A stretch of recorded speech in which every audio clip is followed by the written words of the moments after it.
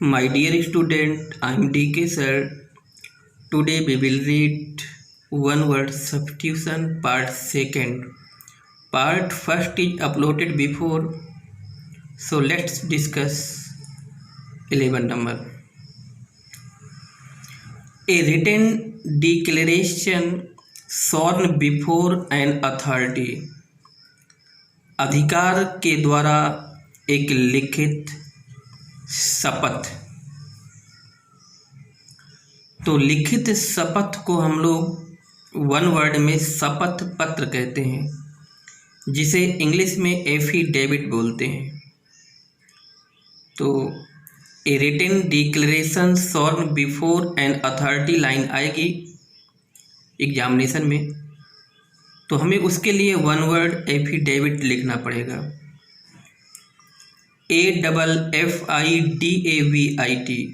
Affidavit means होता है शपथ पत्र।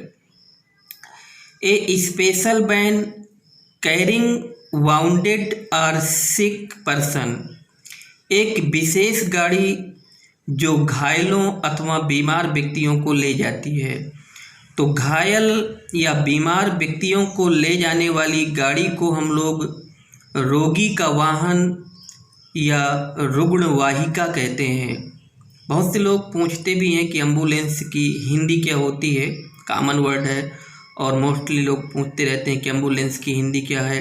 तो एम्बुलेंस की हिंदी होती है रुग्ण वाहिका, अर्थात रोगी को ले जाने वाला वाहन। AMBULANCE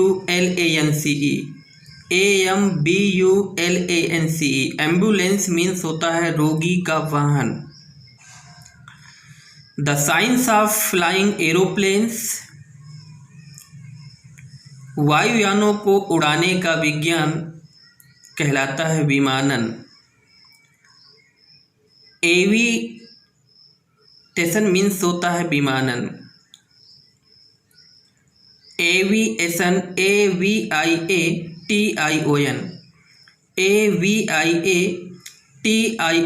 एविएशन मीन्स होता है विमानन। One who commits the first act of attack, one who commits the first act of attack यानी जो एक व्यक्ति आक्रमण करने की पहली गलती करता है या पहले आक्रमण करता है, तो आक्रमण करने वाले को हम लोग आक्रमणकारी कहते हैं। जो आक्रमण करेगा उसे आक्रमणकारी कहते हैं। और आक्रमणकारी की इंग्लिश होती है aggressor, AGGRESSOR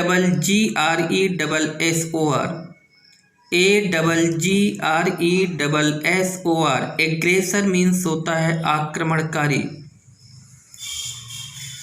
that which can be interrupted in any way, जो किसी भी तरह से व्याख्या नहीं की जा सकती, मतलब स्पष्ट चीज़ नहीं लिखी।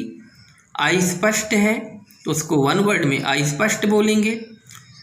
और इंग्लिश में कहते हैं एम्बिगियस मतलब अस्पष्ट, AMBIGUOUS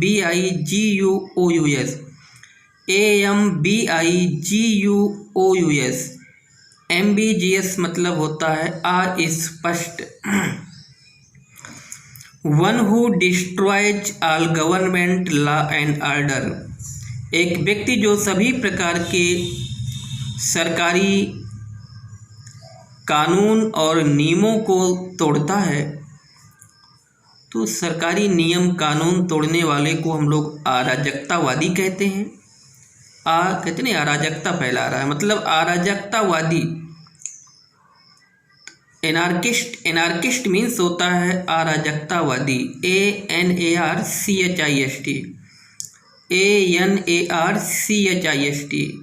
एनार्किस्ट मतलब अराजकतावादी।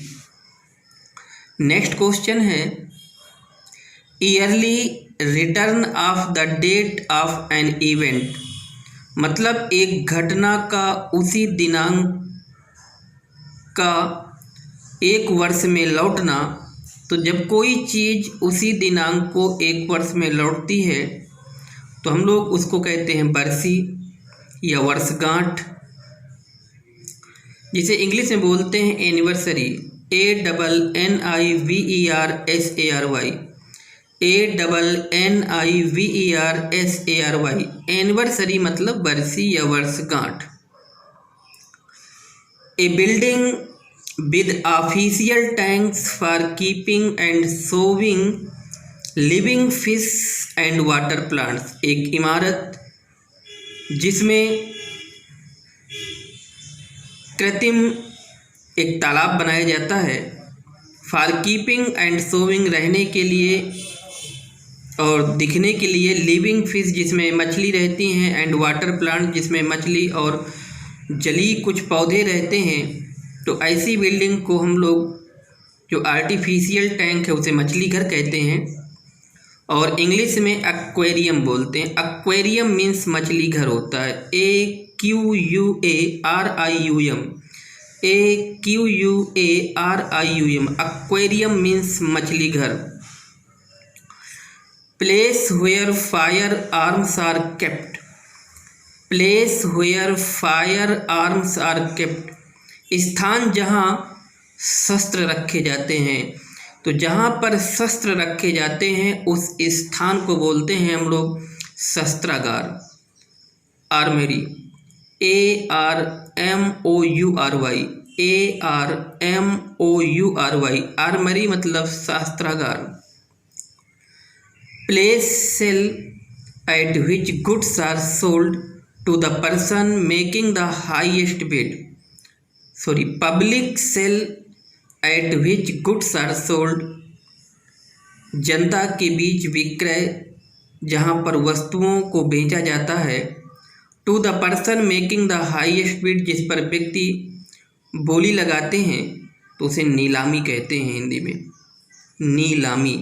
और इंग्लिश में ऑक्शन, ऑक्शन मतलब होता है नीलामी, AUCTION, AUCTION, ऑक्शन मतलब नीलामी। Thanks, watch video and gain your knowledge.